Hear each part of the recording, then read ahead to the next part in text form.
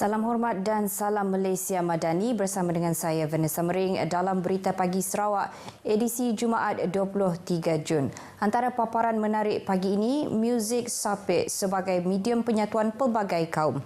Sebelum itu kita ikuti perkembangan ini. Strategi Pembangunan Pasca COVID-19 Sarawak PCDS 2021 hingga 2023 diunjurkan akan mencipta 145,000 pekerjaan baru bergaji tinggi. Timbalan Premier Dato' Amar Awang Tengah Ali Hassan justru itu menyarankan graduan institusi pengajian tinggi agar melengkapkan diri dengan ilmu dan kemahiran yang berkaitan ekonomi baharu seperti ekonomi digital, hidrogen selain ekonomi biru dan hijau. Institusi pengajian tinggi juga katanya mesti bekerjasama rapat dengan industri dan sektor swasta untuk membangunkan program dan latihan yang relevan dengan industri bagi merangsang kejayaan dan pertumbuhan ekonomi Sarawak yang dirangka dalam PCDS. Menurut Dato' Amar Awang Tengah, PCDS diwujudkan di bawah Majlis Tindakan Ekonomi Sarawak dengan aspirasi untuk menjadi sebuah negeri maju menjelang 2030 dengan masyarakat yang didorong oleh data dan inovasi supaya masyarakat dapat menikmati kemakmuran ekonomi, keterangkuman sosial dan persekitaran yang mampan. PCDS berpaksikan 6 sektor ekonomi meliputi pembuatan, pertanian komersial, pelancongan, perhutanan, pelombongan dan perkhidmatan sosial selain 7 pemangkin merangkumi transformasi digital, inovasi, pendidikan dan sumber manusia, kemudahan asas, utiliti, pengangkutan dan tenaga boleh diperbaharui. Timbalan Premier menyatakan demikian pada Majlis Penutupan Talent Recruitment and Career Exhibition TRACE 2023 Anjuran Universiti Malaysia Sarawak di Kota Semerahan semalam. Teks ucapan beliau dibacakan oleh Ketua Setiausaha Politik Premier Fazruddin Abdul Rahman. Sementara itu, Universiti Malaysia Sarawak UNIMAS merekodkan lebih 90% kebolehpasaran graduan selepas menamatkan pengajian. Naib Chancellor UNIMAS, Profesor Dato' Dr. Muhammad Kadim Suhaidi berkata, kebolehpasaran graduan universiti tersebut adalah lebih tinggi berbanding 89% purata kebangsaan. Jelasnya peratusan yang direkodkan di peringkat Kementerian Pengajian Tinggi mendedahkan 90.6% graduan UNIMAS mendapat pekerjaan selepas 6 bulan menamatkan pengajian. Tadi 90.6% adalah diukur 6 bulan selepas graduan. 6 bulan. Mungkin kalau lebih 6 bulan lagi, mungkin peratusnya tinggi. Graduan bidang perubatan, kejuruteraan dan sains komputer merupakan antara graduan yang paling laku atau cepat mendapat pekerjaan. Ditemui media selepas majlis penutupan UNIMAS Talent Recruitment and Career Exhibition TRACE 2023 di Kota Semerahan semalam, beliau mendedahkan universiti berkenaan melahirkan lebih 3,000 graduan setiap tahun. Menyentuh mengenai TRACE, Naib Chancellor itu berkata program tersebut merupakan antara pelbagai program dianjurkan pihak UNIMAS bagi meningkatkan lagi kebolehpasaran graduan selain menyediakan platform pemadanan pekerjaan kepada graduan atau pencari kerja dengan majikan. Program dikendalikan oleh pelajar UNIMAS itu juga bagi membantu melengkapkan pencari kerja dengan pelbagai maklumat supaya lebih yakin sebelum bertemu majikan. Penutupan TRACE 2023 disempurnakan oleh Ketua Setiausaha Politik Premier Fazruddin Abdul Rahman mewakili timbalan Premier Dato' Amar Awang Tengah Ali Hassan. Sarawak akan meminda polisi pekerja asing bagi menyokong pembangunan sektor ekonomi barunya.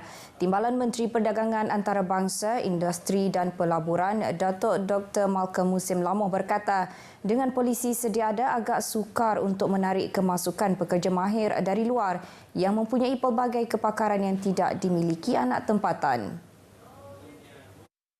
Yeah, we are working on that. This is not kind of, it evolved over the years.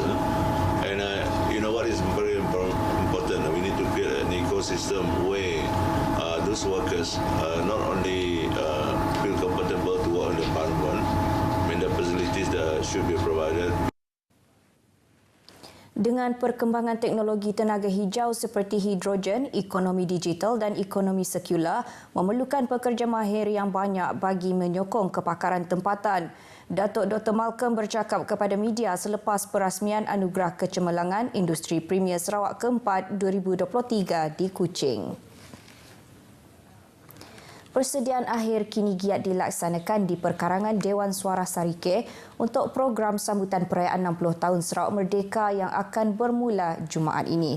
Residen bahagian Sarike Michael Roni Langgang memberitahu pelbagai aktiviti dan program akan diadakan di seluruh bahagian Sarike bagi memeriahkan lagi sambutan.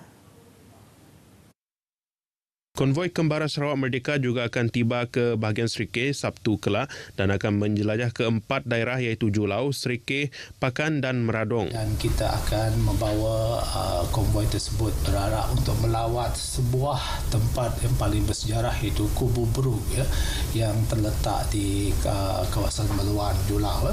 Dan itu adalah merupakan peninggalan sejarah yang paling bermakna bagi bahagian Serikeh. Beliau ditemui media di pejabatnya di Wisma Jubli Mutiara Serikeh. Secara keseluruhan, kembara konvoi di bahagian Serikeh akan bergerak sejauh 330 km. Bagi aktiviti konvoi pula, sebuah program menanam pokok akan diadakan semasa konvoi singgah di Kampung Selalang. Di Pakan, konvoi akan dibawa bersama dalam program ngiling tikai gawai Dayak di salah sebuah rumah panjang. Selain konvoi, pihaknya juga sudah menjadualkan pelbagai aktiviti untuk semua peringkat masyarakat, antaranya program jualan dan keusahawanan, Sarawak Aktif, Merdeka Fundraise, program kesihatan latihan bantuan pernafasan kecemasan CPR dan program gunting rambut. Sebut sahaja sapek, alat muzik tradisional bertali seperti gitar, tentu sekali ia tidak asing bagi masyarakat di Sarawak. Namun hari ini alat muzik tradisional masyarakat orang Ulu semakin popular, dikenali ramai dan dilihat menjadi salah satu alat untuk menyatu dan mengukuh perpaduan masyarakat berbilang kaum di negara ini. Matthew Ngau Jau atau dikenali sebagai Master Sape, pemuzik tempatan yang tidak pernah jemu, memartabatkan sape, instrumen muzik warisan Sarawak.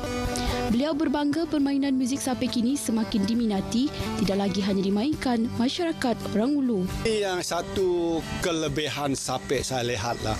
Saya fikir sape ni untuk orang Ulu saja, tapi saya lihat ni ya orang dari berbagai bangsa ya. So sape dia tidak ada sempadan ya. So unity no borders dia kata ya. So bagus ya, kita terima semua bangsa-bangsa lain yang berminat dengan sape. Saya bagi pihak orang Ulu begitu bangga dengan. Diberi gelaran Khazanah Hidup Kebangsaan Malaysia, Matthew begitu bersemangat berkongsi pengalaman dan pengetahuan beliau kepada anak muda yang berminat mempelajari muzik sape serta menghasilkan instrumen tersebut. Sape Camp 2023, bengkel anjuran Yayasan Perpaduan Sarawak yang berakhir semalam di Kuching, peluang yang tidak dilepaskan oleh Matthew untuk mermatabatkan alat muzik itu. Rasa bangga dengan program ini. Kita haraplah orang buat banyak program beginilah supaya ramai muda-mudi generasi sekarang ni ya datang berpeluang buat sape, cara membuat sape tradisional dan yang moden. Berserta bengkel Gloria Lyric Joseph dari Bintulu yang meminati muzik sape sejak kecil menyifatkan sape adalah satu instrumen yang sangat unik. Manakala Andrew Lau yang berasal dari Kuching melihat bengkel kali ini sebagai medium menghidupkan muzik warisan tradisional tersebut.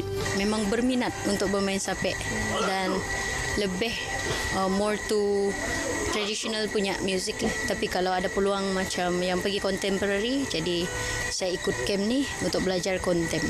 Anjurkan lebih lagi aktiviti seperti aktiviti ini pada masa akan datang untuk menarik generasi muda, generasi baru untuk mengenali sape dengan lebih mendalam. Berbeza dengan Dakshan Kalai Selvan dari Subang Jaya Selangor yang pertama kali mendengar alunan muzik sape menerusi media sosial, beliau tertarik dengan alunan muzik sape yang disifatkan tenang dan memukau. Sape is actually very calming. Whenever I listen to it, it's actually very calming.